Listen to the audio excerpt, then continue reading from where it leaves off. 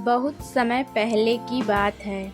सुदूर दक्षिण में किसी प्रतापी राजा का राज्य था। राजा के 3 पुत्र थे।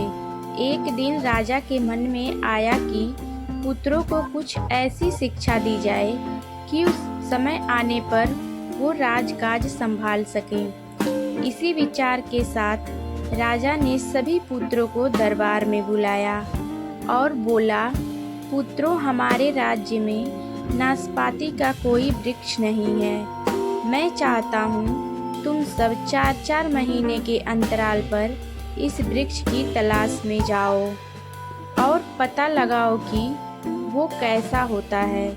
राजा की आज्ञा पाकर तीनों पुत्र बारी बारी से गए और वापस लौट आए। सभी पुत्रों के लौट आने पर राजा ने पुनः सभी को दरबार में बुलाया और उस पेड़ के बारे में बताने को कहा। पहला पुत्र बोला, पिताजी, वह पेड़ तो बिल्कुल टेढ़ा मेढ़ा और सूखा हुआ था।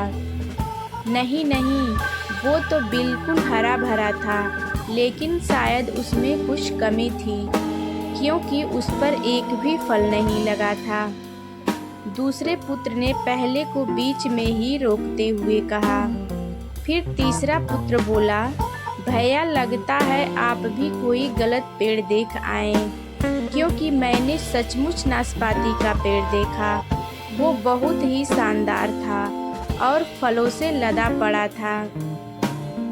और तीनों पुत्र अपनी अपनी बात को लेकर आपस में विवाद करने लगे कि तभी राजा अपने सिंहासन से उठे और बोले, पुत्रों, तुम्हें आपस में बहस करने की कोई आवश्यकता नहीं है।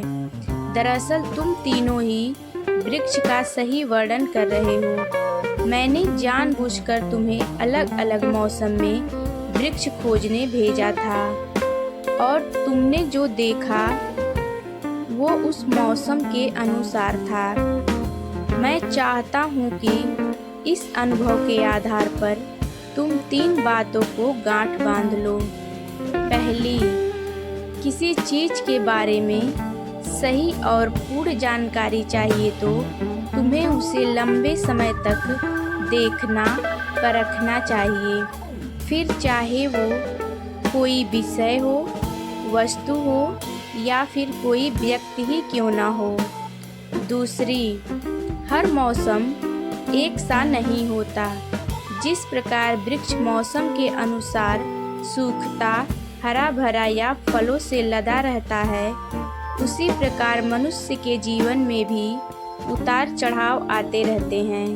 अतः अगर तुम कभी भी बुरे दौर से गुजर रहे हो तो अपनी हिम्मत और धैर्य बनाए रखो। समय अवश्य बदलता है। और तीसरी बात, अपनी बात को ही सही मानकर उस पर अड़े मत रहो। अपना दिमाग खोलो और दूसरों के विचारों को भी जानो। यह संसार ज्ञान से भरा पड़ा है। चाहकर भी तुम अकेले सारा ज्ञान अर्जित नहीं कर सकते। इसलिए भ्रम की स्थिति में किसी ज्ञानी व्यक्ति से सलाह लेने में संकोच मत करो।